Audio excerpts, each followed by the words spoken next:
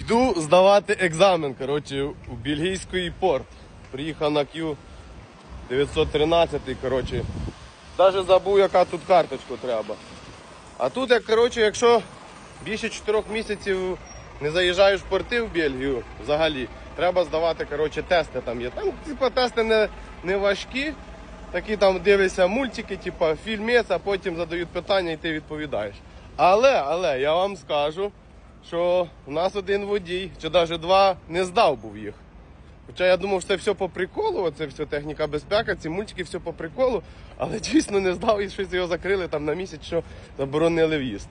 Тому я не розумію як, але ж лайфхак працює. Можна ж зняти все на відео, там ніхто не забороняє і потім просто відповідати на запитання, дивлячись своє відео. Коротше, йду, пробую, бо я вже давно тут не був. Такий вхід, комп'ютери, коротше, зараз покажу.